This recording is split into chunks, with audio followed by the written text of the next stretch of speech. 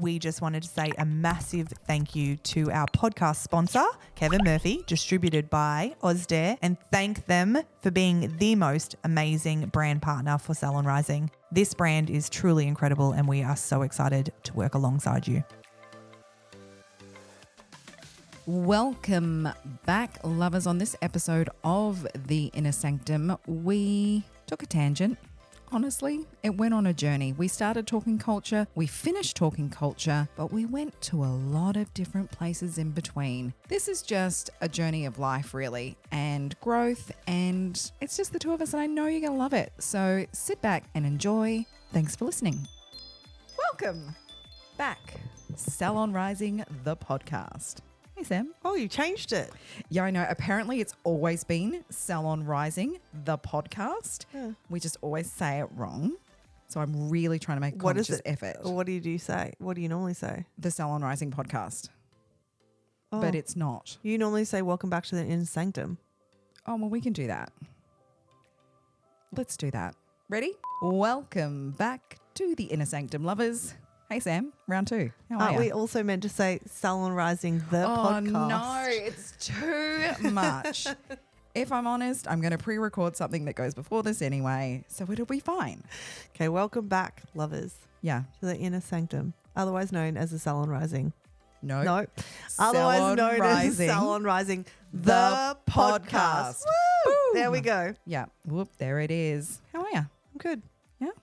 I'm tired, actually. I lie. I'm tired. But, isn't that every single person in the world? Oh, very much so at the moment, I think. Yeah, everyone's feeling it. I had a mastermind call this morning and they're all feeling it. Yeah. Yeah. What do you think that is? I think it's just school holidays, Yeah. kids going back to school, us not doing as much for ourselves, very under-resourced, Yeah. not saucy at all. Not saucy. No. No life check balance. No life check balance. If only there was a resource that you could use. Oh, I'm back on it today. So it's going to be an interesting one today Okay, excellent. because I don't know how you're going to feel about this at the moment. Oh. So we are going to don't run. It's okay. Don't hold anything in. We don't want any more UTI. We're going to talk about culture. Cool. Why would I not feel that? Because there's been movement and stuff. Yeah. And so there's something I want to talk to you about, and we can cut this out if you want to, and we'll move on to something else. Yeah. But we're going to talk about culture and what culture means to you. Yes. But I think in the past, Yeah. you have said that you felt like culture came from retention. Whereas I think there's so much more to culture than your retention. And other people wanting change and movement doesn't reflect on your culture. And so that's what we're going to unpack today. You see why I'm like, she raw. Not raw in the sense that anything's gone wrong, guys, but just fresh stuff. Yeah. Do you think you're ready to talk about that? Sure. Okay. And then I'll just rip that rug out from underneath you and we'll carry on. So I think that's it's been my version of success is retention. I don't think it's what defines success. I think it was my version of success because I definitely have a belief about people not leaving me in all areas of my life. And I think the word that I really liked that you used then was. Yeah. That was a belief of mine because I definitely think, and we've been talking about this a lot recently, and that changing of perceptions of what is successful and all that sort of thing. And I think that comes into it as well, right? That intrinsically finding your value instead of looking at that external piece for value. I actually wrote that back into one of the programs today. You'll be like, oh, this is added. The whole piece of what does success look like to you? Yeah. Yep. And getting really clear on that question, what does success look like to you? Because, as you break that down with people, they're like, huh. And a couple of years ago, success would have looked like what I had, I guess. It would have looked like, success was having multiple staff, the big salon, the car, the house, the husband, the children, the keeping it all together, the second business, all of the shit. I'm not showy in the way of like I don't carry designer bags or have expensive jewelry, or I'm just not that person. But there was different elements that made me feel success that I thought was success because of how I'd grown up. Okay. And, you know, that all then got blown the fuck up really in the water, and my whole idea of success pivoted. There's only 2 things in that whole list that changed. Only 2 things out of everything you just mentioned changed. The house and the husband? Exactly right. Nothing else changed. I know. Well, nothing else. Yeah, but they were big. That is huge. Success for me was a marriage for my whole life. Yeah. Success for me was being like the ultimate daughter-in-law and the ultimate wife and the ultimate, like, that was success, really, because I had parents that were separated. So what do you see for you success being now? Completely different. As in anything in particular? And I realized, I was having this conversation this morning, I realized that I always had this idea of success, but I don't think I ever unlocked it. Okay. I always had this, like, if you know, Trace, my best friend, said to me the other day, you literally now have got everything you've always wanted. Yeah. Which is success, right? What is success? Having everything you've always wanted. Yep. And, you know, the amount of times that I spent in Burleigh at the caravan park, and I always wanted this like simple life of like family and kids not on iPads because they're out in the yard, and beach and the dog with us and all of that, you know, walking to a coffee shop. Like she used to say, you always wanted to walk to a coffee shop, and, you know, just this real simple life when I look back. Like for me growing up, we used to holiday on Stratty. Yeah. And that was like that beach house, and you'd go to the beach, and it was just this real simple life where you do life with your person, you do life with your kids. And I always wanted that, but I didn't know how that looked. And for me, it was the long marriage and the family in that way, and it was the house, and didn't realize that none of that actually felt aligned. And I've never felt more peaceful in my life, and I rent now. Like, you know, whereas I thought owning a house is what made you look successful. Like having people see you got your shit together is what makes you look successful. Yeah. And it's just not my version of it anymore. So for me, success is joy. Yep. In my everyday life. That is successful for me. You know, it's being joyful every day. And I don't say happy. Happy is an emotion that's fleeting. Joy is like that full body. Like this is, I'm just so at peace, and it comes in ebbs and flows. Fuck. It comes in ebbs and flows. Like, you know, I had a horrific day yesterday and a great weekend. So it comes in ebbs and flows. It's not like I'm constantly this euphoric person in joy, but it's how you're able to bring, because that's just life, right? Like I think it's how you can bring yourself back to joy. I think if a lot of people looked at the idea of success now, before I said all that, they would look at what people saw them as successful. My old idea of success is what people thought of me. They thought I was successful. That was my old idea of success. The house will look like I'm successful. The lots of staff will look like I'm successful. The bigger salon will look like successful. The 19-year marriage looks successful. All of those things made me look successful. Did I feel successful? Probably not, because it wasn't my version of what success was. Yeah. So I think that I can understand that. See, I don't feel successful, because my version of success is what I can do for other people, and I don't feel like I'm in a position to do that. Huh? But it's all about a perception, right? Yeah. Like it's so that for me that is that version of success. And yeah, I know, like in my mind, probably the most successful person I think I know in my mind is my sister-in-law. Yeah. And she is the most humble person you would ever know. She would not exude what people see as being successful. Yeah. But when I needed a $13,000 back operation, she just transferred the money into my bank account and said, to me, that is success. I want to be able to provide that for the people that I care about. That is when I will see that I am successful. We can unpack that. Yeah, but I feel the same way in that. I think that's financial stability. Yeah, financial stability is success for me. Yeah, which is a lot of people's. Yeah. That's success to me. Yeah. Like, again, I think we put so much emphasis on we shouldn't look like we want money. Like, money is that dirty word. Like, I say that to my clients all the time.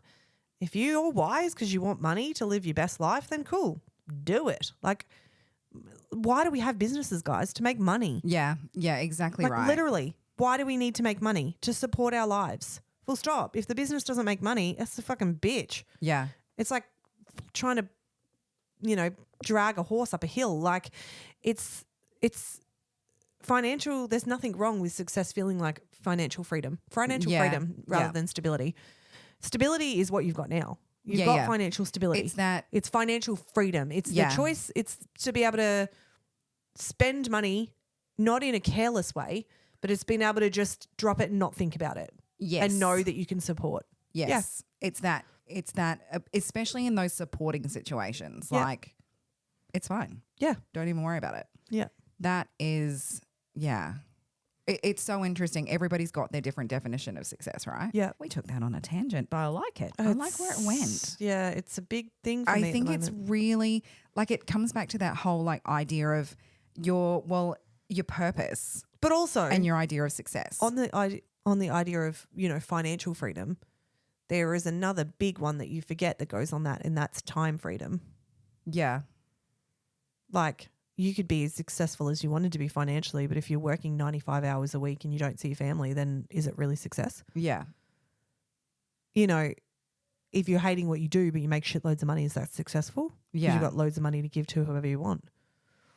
Or do you want the time freedom to also be with your children, raise your children, holiday with your children, pick your children up from school, drop them off to school? Like, that's also a massive portion of success for me. I think the financial success, the financial freedom used to be huge, and now the time freedom is what's massive to me because I don't get time back. No one gets time back. Yeah. And life can throw things at you just when you least expect it. Yeah. As I have so frequently been shown in my life. Yeah.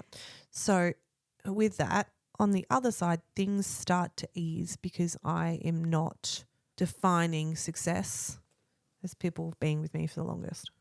Yeah. Yeah. Yeah.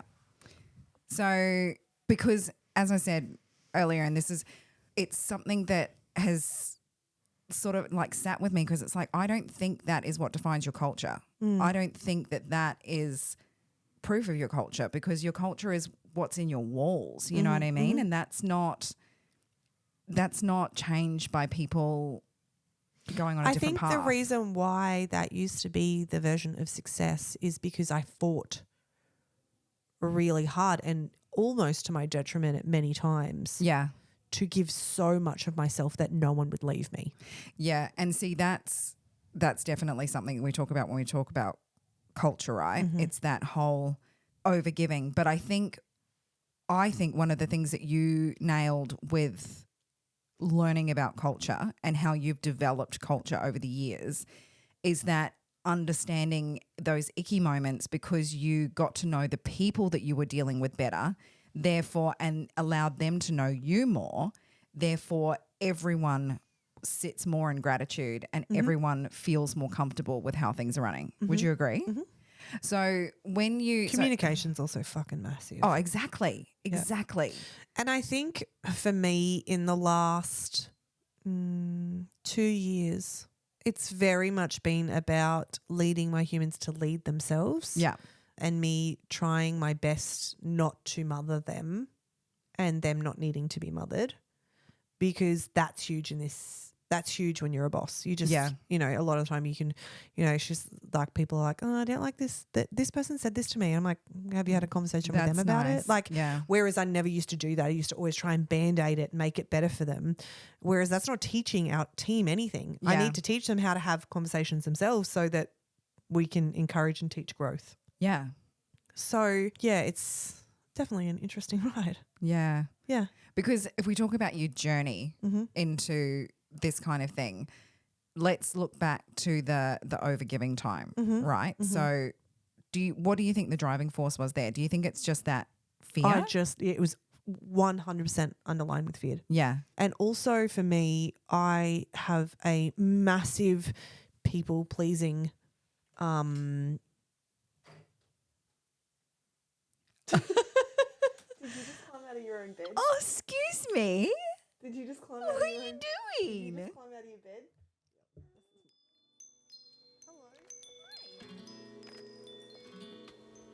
It is absolutely no secret that I have always loved the Kevin Murphy products, as they are just so beautiful. When we opened my new space 3 years ago, I knew I had to get Kevin Murphy retail range in, and everybody loved it. Recently, I have made the decision to change to Kevin Murphy Colour and take on the Colour Me range.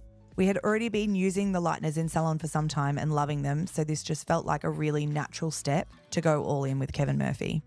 The driving force to change was actually led by my team, and we were all ready for something new. This change has honestly been one of the greatest moves I have made for my business.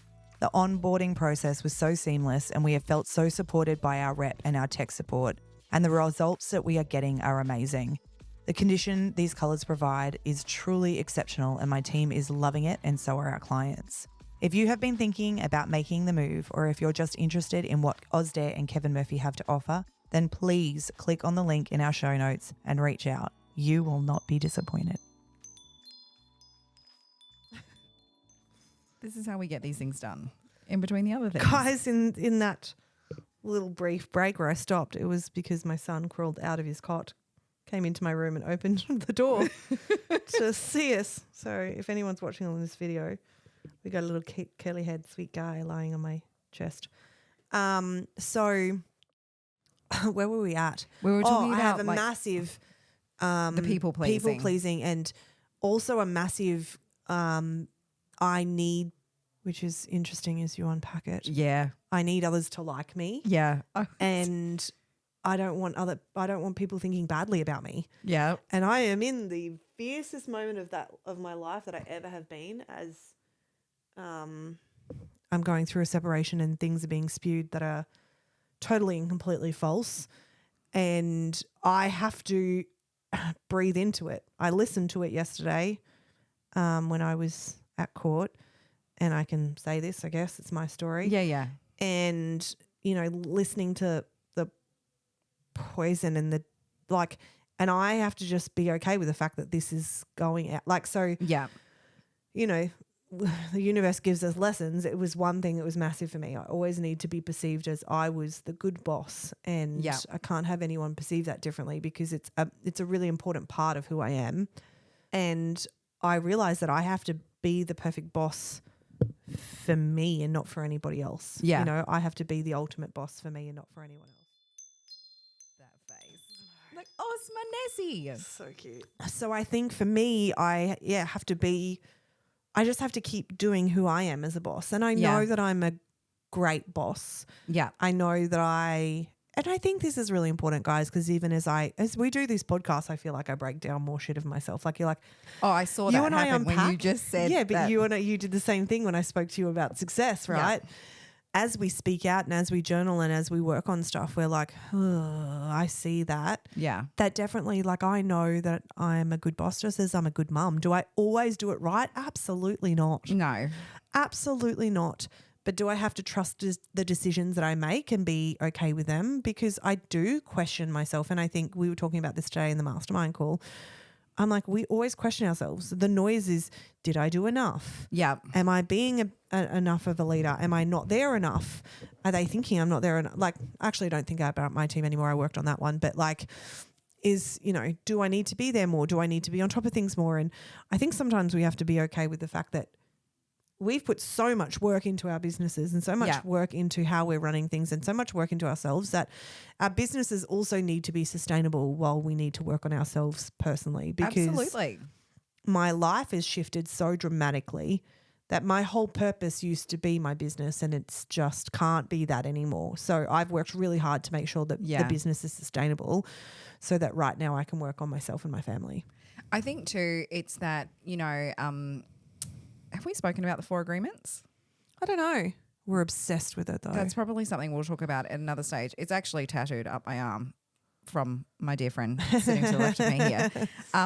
But that agreement that you just have to do your best, but your best is whatever it is on that day. Yes. And as long as you can say, I just gave it my best. Yes. Then and I look at that, and I say that to people, like, I have been for a really long time, all right, I'll start day 1. and I have to do day 1 and day 2 and day 3 and day 4 and day 5 and and I feel successful when I get to what day. Yeah. You know, and then does it all break? Like, and now I'm like, all right, reel it back in. Let's just start every day as I can. And, you know, like you said yesterday, my best was having a complete and utter breakdown as I screamed my little heart out, driving down the road to Metallica and crying. And I have always advocated that as a move for you. And see, I told you, there's a lot to be said for angry music. I thought about you a lot. I should have texted him and been like, what angry playlist do I put on right now? Rage Against the Machine. Okay. And that was my best yesterday. Yeah. Today, my best has not been better. That's not right. Today, my best has been a more achieved and more onto it and stuff like that. But tomorrow, my best might be being in bed. Like, who knows? Yeah. But we put so much pressure on ourselves to be better than what we were or better than what we are. Yeah. But you know, I was talking to a client the other day and she was like, oh, I feel better. I've done this and this and this. And she's someone that we love and so deeply incredible, this woman. And she's like, I did this and this and this, but I've still got to get out for the walk. And I was like, so you've done so much and achieved so much, and yet you're not good enough because you haven't gone out, or successful enough in your day because you haven't done that walk. And that's the noise we allow in our heads. Yeah. So I think for me, bringing it back to culture, I have just pivoted massively over the years, massively. Like you said, I used to be such a people pleaser. And I still, don't get me wrong, love to please my team. I love them to be happy and that's always my focus. But again, happiness is a fleeting expression and I just need them to feel. And there's a lot of output that goes into trying to constantly make people happy. Oh, you know, like that. Sing it, sister. Yeah, like that is so much that is a burden to put on yourself, to think that you can keep people happy. We are just unpacking, aren't we, today? And I feel like, as you say that's my fucking marriage, right? Yeah. I put so much on being happy, trying to chase. But you can do whatever you want. You can't change that person's experience. Mm-hmm. So you just have to be true to who you are. Mm-hmm. And that's that bringing yourself back to leadership and being the kind of boss that you want to be. Ultimately her. And knowing that will align with the people you're meant to have. Yeah. Yeah. Yeah. Yeah. And that's okay.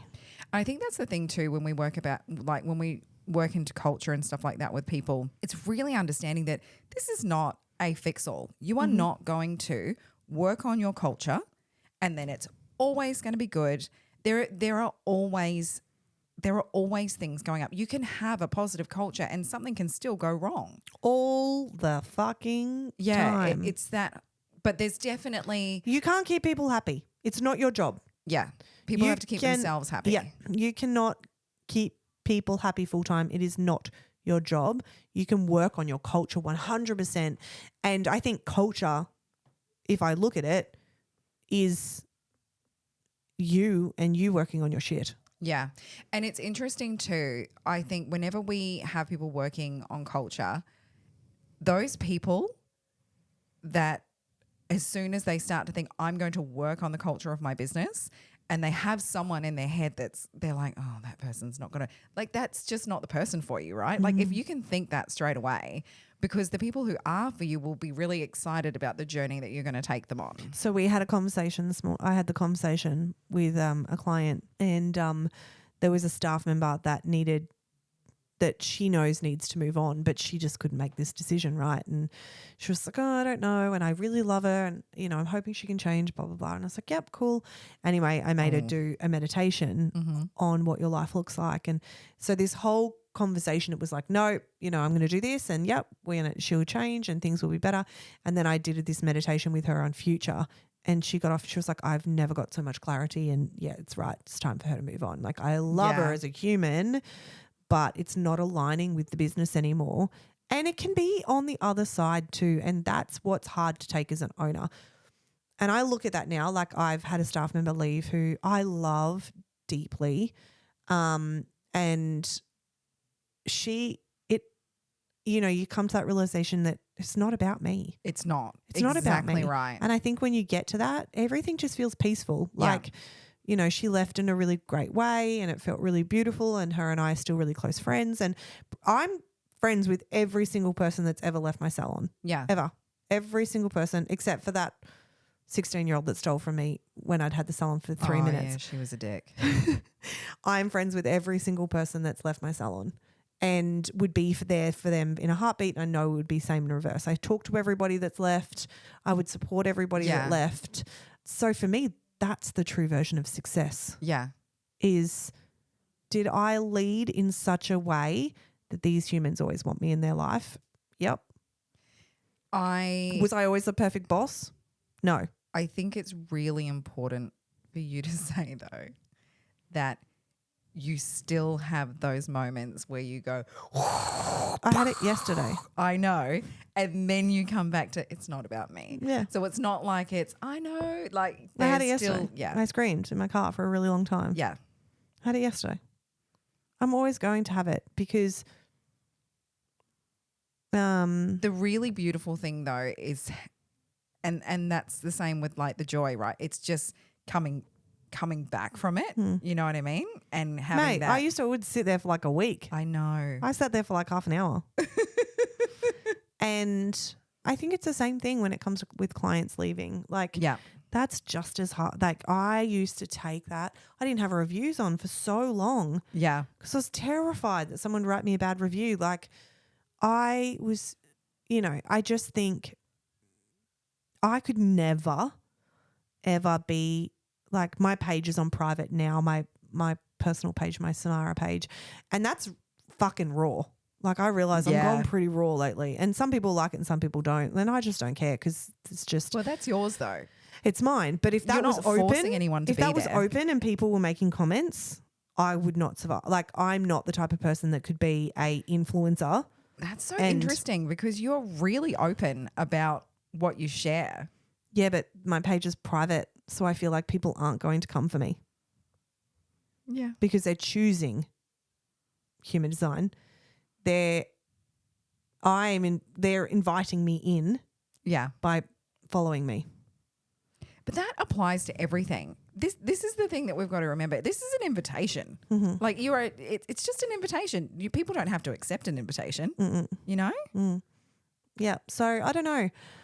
I feel like this podcast has taken a whole. It's totally fine. I like where it's going. Me too. But I guess, I am very raw now than what I ever have been. Yeah. But it's because life pivots, and I guess back in, like, I wouldn't have spoken about when I was in my marriage about how fucked some of the shit was. But I think that's a growth thing as well. Yeah. And that comes back to that fear of what people think of you and all that. So also, to be raw and open. And we've spoken about this before, and I feel really strongly about this. I do not agree when people say, well, people are just putting their highlight moments on Instagram so everyone thinks that their life is happy. No. I've lived it. The reason I posted happy moments through the absolute nightmare of things going on was because they were small moments that in that moment I felt joy. Yeah. And I wanted to share it because I was in joy. Yeah. And I'm not going to get on at that point and be like, my life is an absolute shit show. Yeah. I'm going to hold as hard and as tightly as I can to the moments tiny of joy. Pieces of scrap of joy. And I'm going to post that because I want to remember that moment and be like, okay, not everything is falling down around me.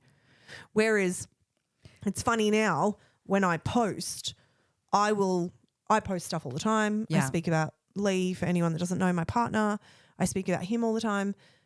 I share, and even though people will see me share all the time, you know this, I would share 1%. Oh, absolutely. Of the joy that is. Yeah. I would share 1% of the things that he does for me on the daily. I would share 1% of how I feel, how the kids feel, how my life feels. And everyone's probably like, shut up about the 1%.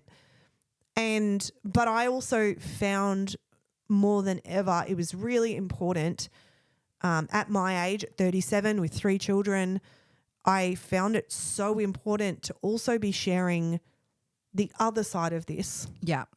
And I can share it now.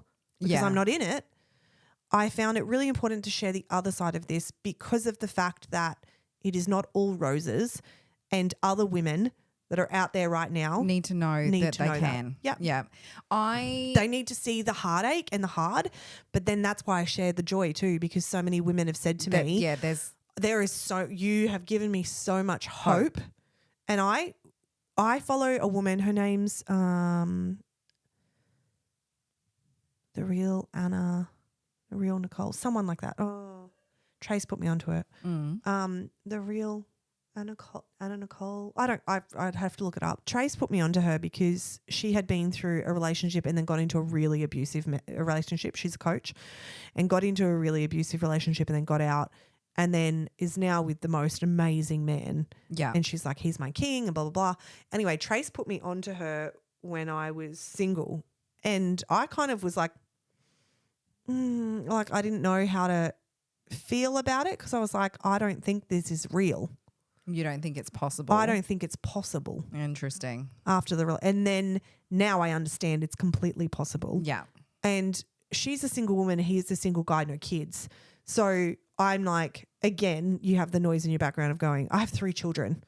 My life is messy. I have an awful relationship with my ex. Things are hard. No one's going to want to step into this absolute mess of who I am. And you also have, I'm 37. My body doesn't look like what it does anymore. I still leak milk, for God's sake. Like, it's not hot. Like, it is not who I used to be, how I used to feel. And all of that judgment goes on it as well. So my negative self-talk can be bad on some days, depending on where I am. Something, again, that I'm working on.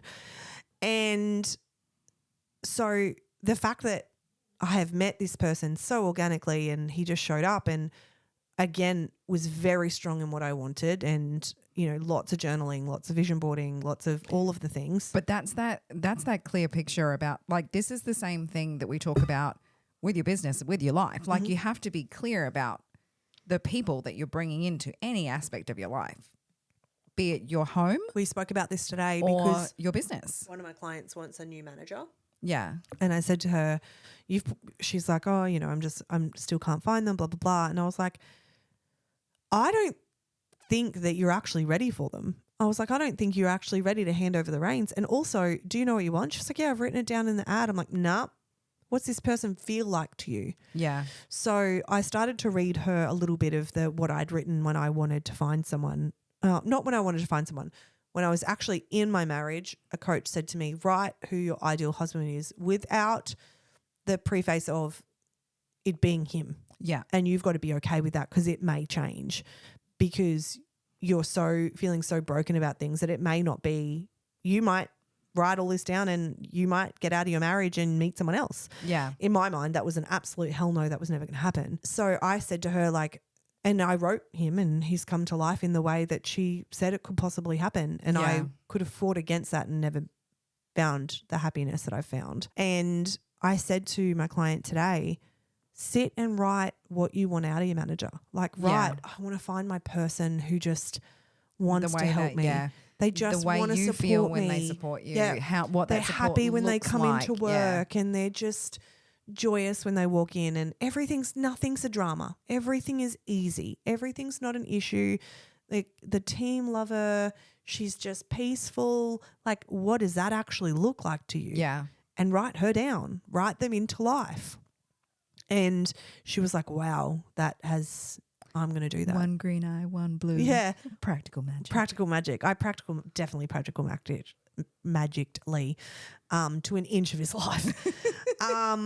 So, it's getting really clear as well on the spiritual side of who this person is and how does it feel. Like, we knew even you and I, like, we literally manifested this business together. Yeah. Not even knowing it was together. I knew that I never wanted to work without you, but I knew you had to step out of my business.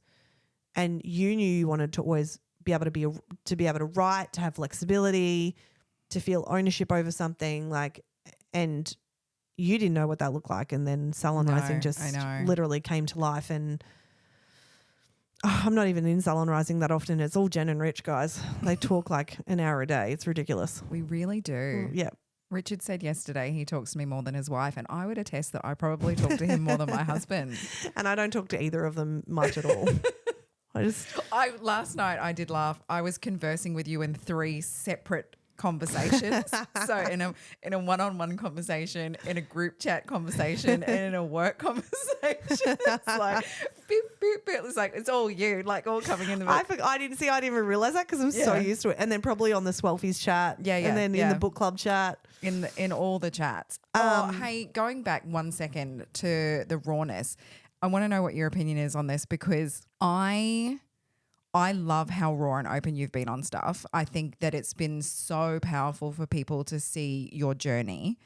But my thing is that I say to people, you need to post your scars, not your wounds. So, you know, when you're right in it, you know how you said like... Don't post when you're in it. Yeah. Like it's that, you know, you focus back onto the scars when you can clearly see. Don't post your wounds. I have someone in my life that posts their wounds. It is one of the most disturbing things that I have to deal with. And so it's the same for her children who have to see it all the time. Like it's too much. Yeah, I'm really conscious of that. Again, had you seen me, like, so you saw me when I was in the middle of the wound yesterday. So if I had have gotten on Instagram at that point, I did though post in my wound. Oh, no. I just realised then, not yesterday. No. Not yesterday. No. This is not a bad thing because I'm actually okay with what I did. It's not, Okay. So yesterday, had you seen me in my wound, it would have been horrific. And I want to show people you can move on from it as well. Like yesterday, I worked out on my own how to process what I needed to process, and I did it. And I processed, and then I will post later and say, Yeah. And, you know, I've got a chat with my best friends, and I had shared in that what had happened, and I had said I need space. No one text or call. I have to process this. And then once it was done, I messaged them all and said, did this is what happens. I'm feeling better. So, and then that's when I posted afterwards, like this is kind of what I've just gone through. Whether I post it then in the moment or whether I post it later depends on how I'm feeling. But I have done that once. And I posted in the wound. Oh, I remember that. It was the first time I actually was. I don't feel like that was posting in the wound. I feel like that was just busting finally through the doors of just not being able to take any more hiding. And that's the funny thing, right, is people, I think, people want an insight to other people's lives, right? Like that's why we follow people on social media. Correct. They want an insight into other people's lives. And I stayed very quiet for a very long time. I stayed quiet in the marriage. I stayed quiet when I left. Yeah. I left in August. Yeah. Like it was bad for a long time before that. Officially, technically, the day that I was done was in July. And so... But I'd stayed 3 months up to that. Like you could probably say I've been pretty much separated for a year now. I would say longer. Yeah. Well, I've been, So, but that took a lot of, if I had have been talking in that wound then. Yeah. Holy shit. Like, I don't know. And I was being held together at that point. Yeah. By all of my friends and my family. And some days I was so great and others days I was so in my boots, and it was such, like I've talked about the duality lately of what I'm going through, but I definitely needed peace in that time. Yeah. And quiet. Then as I met Lee, I started to open up. I feel like you were opening up a little bit more before I was opening up a little bit more, because I wanted to start sharing. Once we got you into a place where you felt safe again. Yes. And started to come back to yourself. Yes. You slowly but surely started to share more. Yes. But you were still very much in that, and I can say this because I'm not involved in any of the proceedings at the moment. You were still very held down. Yes. By the circumstances from that person. Yes. So, yeah. I think the more you've been able to come into yourself and away from that. Yeah. The more you've shared. And then it hit a point. So, and I shared that on social media, on stories. And again, it was just on my private page. But it hit a point that was so horrendous. Yeah. And I was so broken and I was so angry and I just didn't understand how the system could work in such a way that would allow those things to happen. Yeah. That I just got to the pinnacle and I lost it. Yeah. And I definitely don't necessarily agree with that now, because where I'm at now with how things have proceeded, I do feel like we will see as things go on, guys. You know, it's a battle. Like it's a financial battle. Hindsight's always a wonderful thing. As my dad always says, when you're up to your ass in alligators, it's hard to remember you were there to clean the swamp, right? Like, so people are telling you that this is happening and this will come, and it just feels so far away. So far away. Yeah. And you have these moments of winning, and then this is life in general, right? You have these such moments, but I also know, and I know when I get out the other side of this, and I know as things happen, like, you know, I had stuff happen yesterday, and even though it was successful in what I needed, I was so broken by it. But had that not happened, you wouldn't have released. I wouldn't have released this anger. Let that go. Yeah. And I've held anger for so long and didn't understand how to move through it. Instead of pushing it down. I push it all down. Yeah. Like, keep moving. And it's just festering in my body. Yeah. Like and this spiritual counselor said to me, like, it's literally just your body breaking down. Yeah. Like your body is just, all of that wound is sitting in there. And he also said to me, interesting enough, and I was like, ugh. Like he was like, oh, you're a coach. And I was like, yeah. I was like, but not in this space. I'm like, I'm a coach in salon space. And he goes, oh, well, the business is just a extension of you or something like that. And I was just like,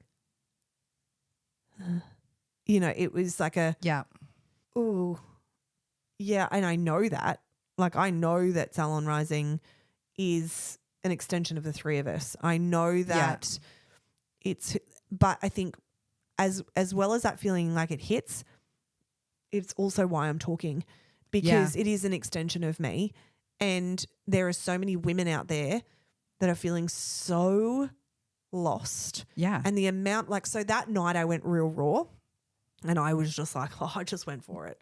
Like I'm like, I don't know if I've got that saved, because I went hell for leather. And sorry to any of you that watched it. It's like, oh, there's another one. Oh, here comes I another just kept one. going. I just didn't. I had, like, sorry to anyone that didn't watch it, because it was just like car crash. Like I was just, it wasn't car crash, angry, and I was crying. And it was just a moment. I had 280 DMs. Yeah.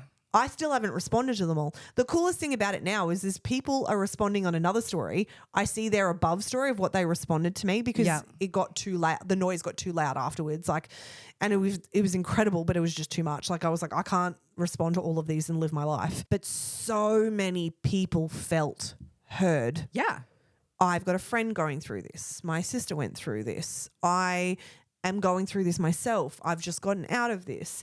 And it just felt like so community based, like connection, that it was truly spectacular. Like I felt held because I've got such an incredible crew, but held by a deeper community that actually needed that. And, some of these women now, they're just so supportive, and, they're like, I've had messages saying like, I'm just following you so intently now with what is going on for you next, because as I started to get more raw, then snack bang out of the fucking middle of nowhere, I meet Lee. But that's the interesting thing too, is that you started to share like some of those really hard things. Yeah.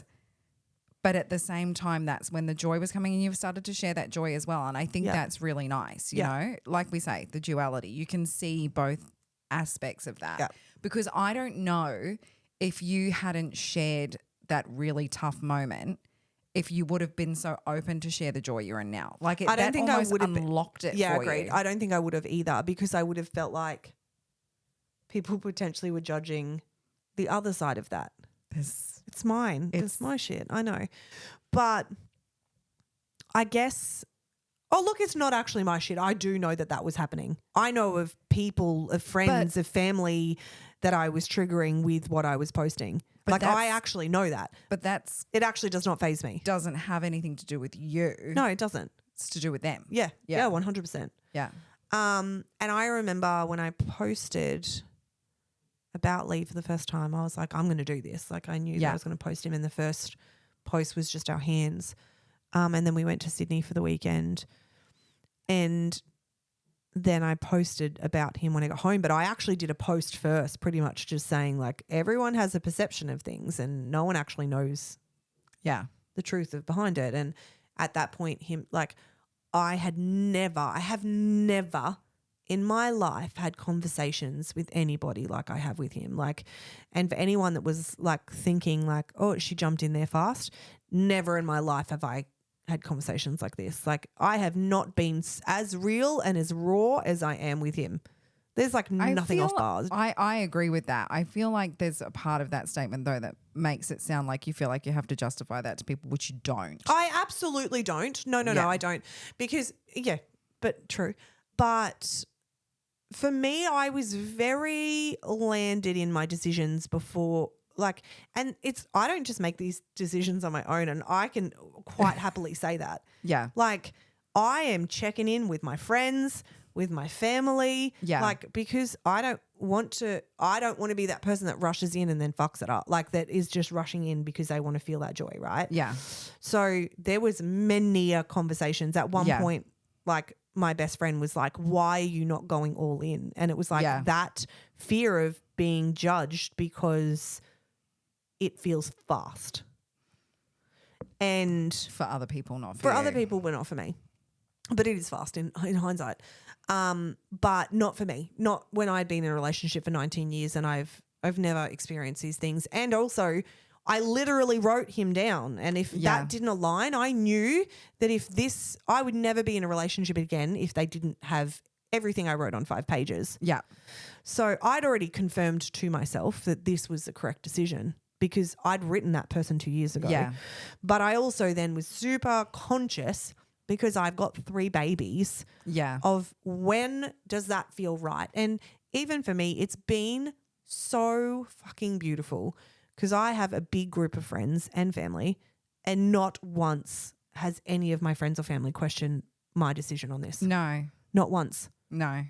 Everyone was pushing me towards it. Like, even Rich, he was like, you just need to be happy, jump. You were the same way. Trace was the same way. Tiff was like, babe, is it a hell yes or a hell no? Like, never have I felt so supportive. But because remember, these people also went through. We saw the down. Yeah. We saw the bottom. Yeah. But also, I think that's a big thing for us, right? We always say, is it a hell yes or a hell no? If something's a hell yes, then why aren't you going for it? Yes. Yeah. If it's a hell yes, what else do you need it to be to leap? Yeah. Yeah. And that just comes back to fear, I think. Yeah, 100%. Yeah. And fear of what? For me, it was probably judgment. Judgment, yeah. Yeah, it's fear of something under there. But yeah, it's, and it's interesting. Like, you and I will have conversations. We had one the other day and you were like, but what about this? Does he do this? And I'm like, oh yeah, we had a whole conversation about that. And you were like, oh my God, I just love him so much more. I know, I really did. Like, after that one, I was like, yes. And again, guys, like, I think we've got to be okay with the fact that nobody fucking knows what's going to happen. No, exactly right. Could we get 6 months down the track? And even he said that the other day. Like, he was like, we, have leapt and we're doing stuff that, feels fast. It would feel fast for other people. The time will pass anyway.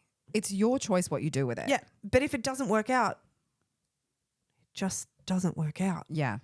But we put so much. I'm done thinking that because I had a marriage I was together with him for 19 years and put so much priority, like so much emphasis on. I was that person that was like, we've been together 36 days. We've been together 1 year and 88 weeks. We've been together 2 years. We've been together. I put so much emphasis on that I'm like, sometimes I have to remind myself that I've only been seeing him for 3 months because I'm like, it feels like I've been with him my whole life. So because it doesn't feel forced, because it's just that easy. But I think, yeah, it is definitely the fear of judgment, especially when you're online. Not for my friends and family. My friends and family are like, go, sister, go. You crushing this and this is awesome. It's online that you almost feel like you're having to try and justify yourself so that people won't think differently. But then if I do that, I'm not being authentic to you're not being real. And I'm speaking to the people that need me. I'm speaking to the people that need hope and need connection in that area. Yeah. If they don't, that's cool, just follow on. But there is this big community of women that actually need that. And it's like when my girlfriend's like, follow this person, she'll help. And I followed her and, and as she'd say stuff, she would be like this. And I'd be like, yeah, because in the beginning or even now, I get really triggered by things because I've lived that for a really long time. And I'm just held through it instead of he just holds me through it and talks me through it. And we come to this moment of we were having a disagreement the other day and he was like, I'm sorry, but, and I was like, I was like, if you are saying but and you're trying to justify yourself, I don't want to hear it. Don't say it. Whereas, and then later, so we kept talking and then later he was like, I am so sorry that was the case. And I will be so conscious on that next time. So these conversations, you're just like, holy fuck, did that just happen? Did someone actually just listen to what I had to say and not just say sorry to get it done? Yeah. So, yeah, you follow other people because they're showing you it can be different and they give you hope. And also they can feel you in your pain too. Rich went to see Stephen Bartlett the other night and one of the things that came up there was Stephen Bartlett's Diary of a CEO, if anyone it's so good. So good. But one of the really interesting things, it was like you're not here for the 100%. Mm-hmm. There's just that 20% of people that will align with what is true for you. So that's who you're here for. And if I can try and segue that back a little to the topic we were going to cover today, I believe that to be true for the people that you put in the walls of your business as well. Mm-hmm. You know what I mean? And I think those things that you're saying as well about who you want and them feeling safe and that's all the things that come down to the culture of your business. Mm-hmm. Do you like how I just walked us back there?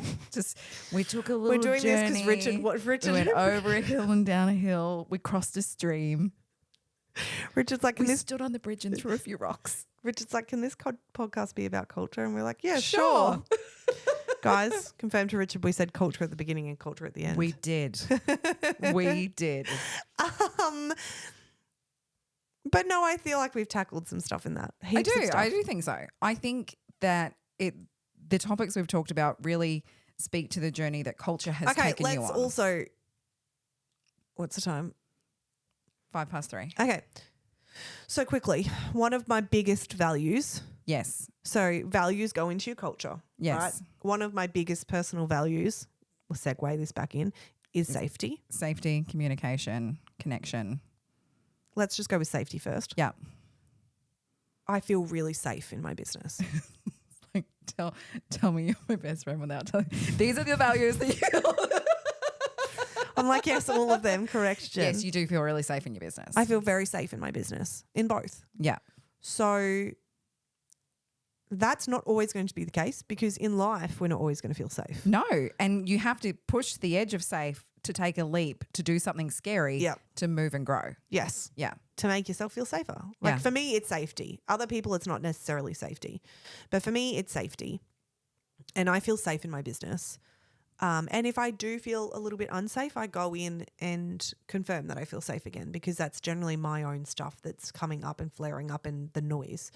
But sometimes it's also that there is something to address and that's a part, that's a part of building that culture as well. It's not all the communication. We'll do this fun stuff. We'll do that fun stuff. It's like you've still got to actually do the things that feel icky. Yep.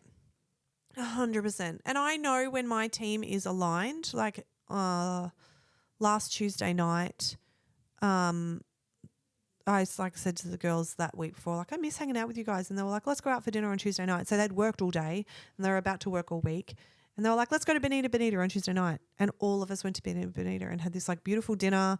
It was just so easy and just funny. And like that was just safe Yeah. communication. Yeah. And it was nothing to do about work. It was just us as people. And that's really important for our family and a value that I know is really important. And if that's not a value to you, if you think there's nothing, I cannot think of anything worse than going to hang out with my team after work, that's not your team. And that's agreed. cool. So you just don't hire the people that want that. Yeah. Whereas I hire the people that want that. I remember I hired a team member. I didn't hire her. I was on mat leave. The girls hired her. And she didn't want that. Yeah. And then, so it was just she wasn't living into those values. It was a fuck no in the end. So, but I want a team that wants to hang out. And someone said to me once, like, I want a team that wants to hang out, but my team doesn't want to hang out with me. I'm like, you're not got the right team. Yeah. You know, and you've got to start developing a business that does that, because that's how you're going to find that, and you've got to foster that. And if you're going to set dates to hang out, you've got to be there. Yeah. You can't then like bail because you got something else on or a better offer came up. Like, you've got to feel it on both parts. That's called leadership, friends. That's called leadership. And that's where we're going to wrap up our journey today. I told you it was going to be a little bit of a ride. Look, Some fresh stuff. I didn't realize it was going to go that way, but I was good with it. Yeah. No, I liked it. Yeah. It was great. There you go, Rich. You're welcome. Thank you so much for joining us, everybody. And yeah, we'll see you all soon. Bye. Bye.